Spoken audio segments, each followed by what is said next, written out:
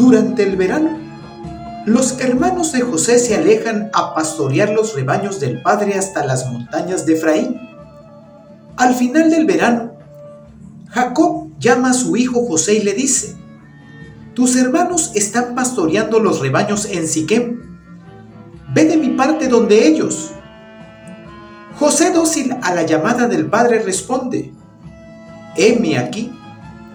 Le dice el padre: «Ve a ver cómo están tus hermanos y el ganado, y tráeme noticias». José deja a su padre en Hebrón y parte hacia Siquem a buscar a sus hermanos.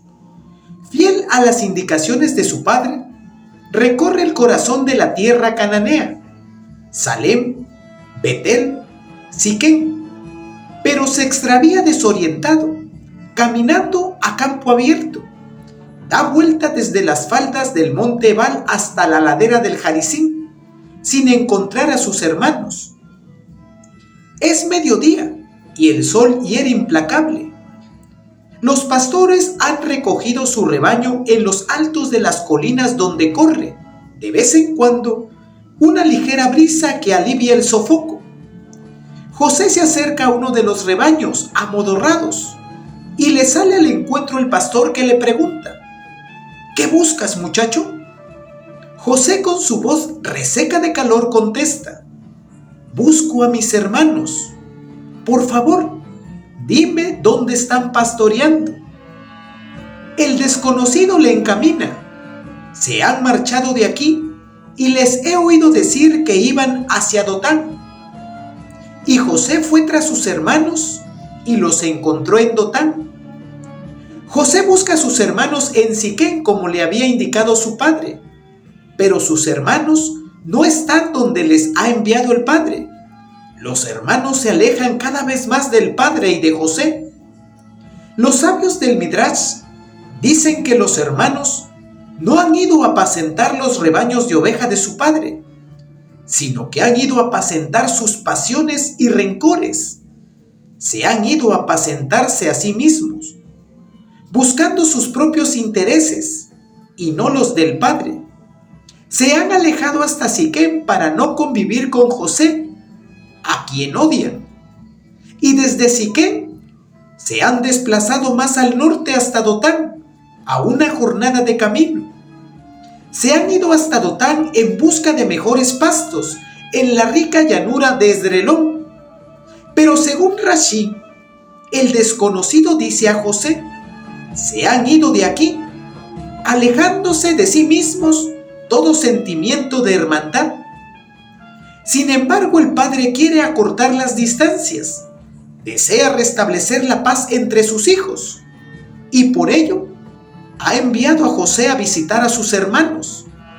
Lo mismo desea José, quien, según Rashi, conoce la situación y va hacia ellos, aunque sabe que le odian. El heme aquí de José es la última palabra que resuena en los oídos y memoria del padre por muchos años.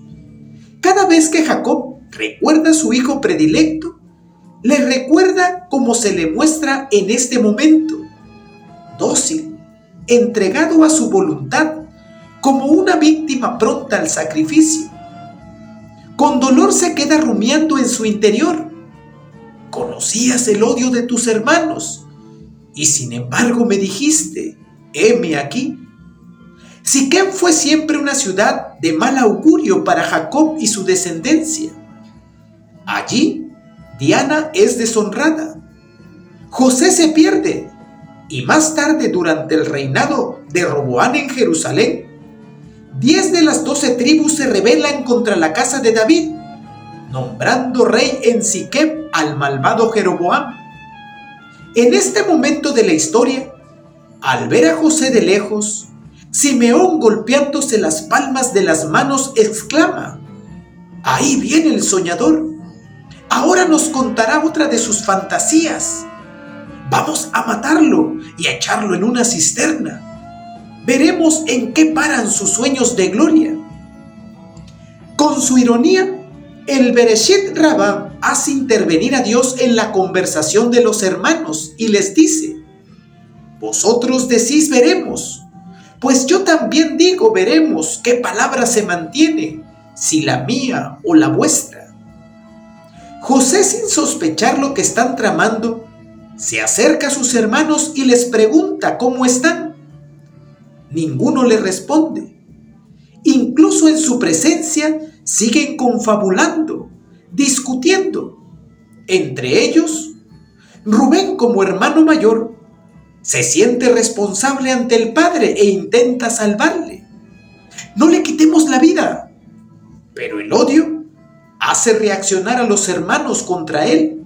Se mezcla en ellos el desprecio y el miedo, la burla y el temor a los sueños contados.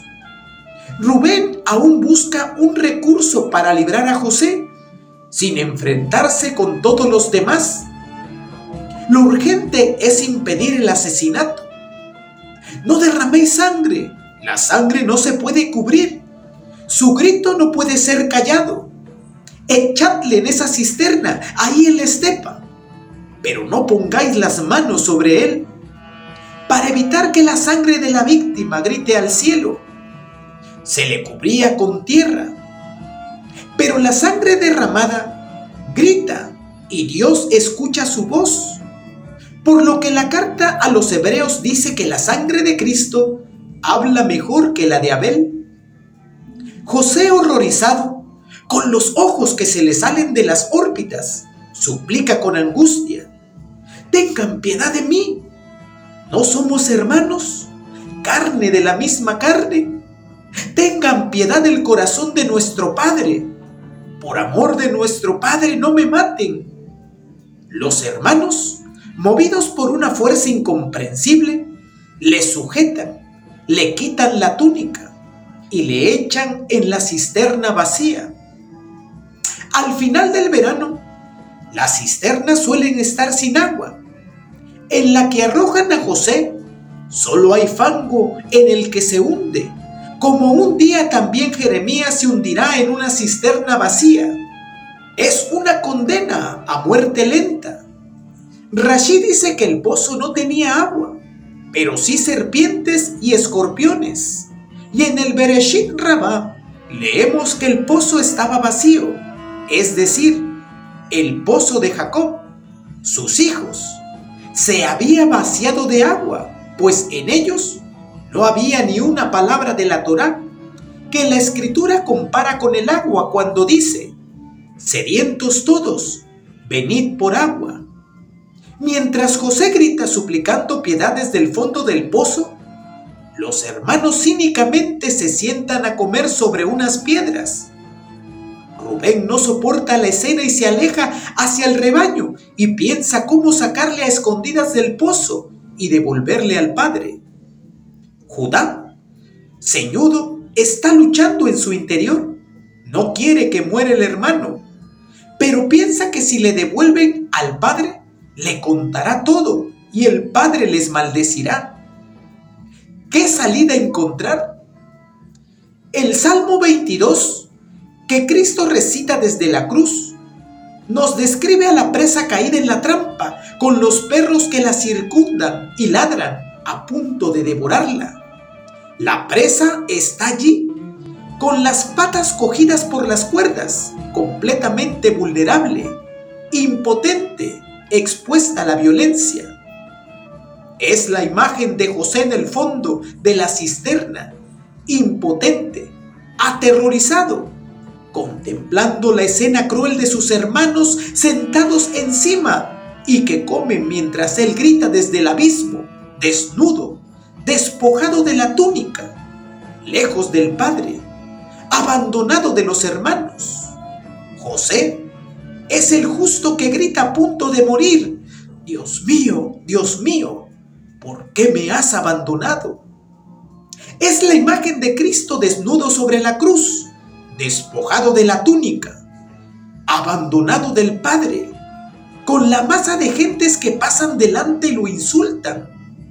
Cristo, impotente, Dios vulnerable, expuesto al mal del mundo, ora y se entrega en las manos del Padre. Confiado verse rodeado de sus hermanos en la asamblea que da gloria al Padre, que salva al justo de la muerte.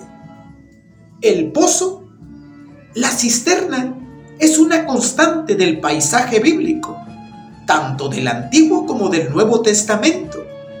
Sentado junto al pozo de Sicar, cerca del terreno que Jacob dio a José, su hijo Jesús encuentra a la samaritana que va a buscar agua.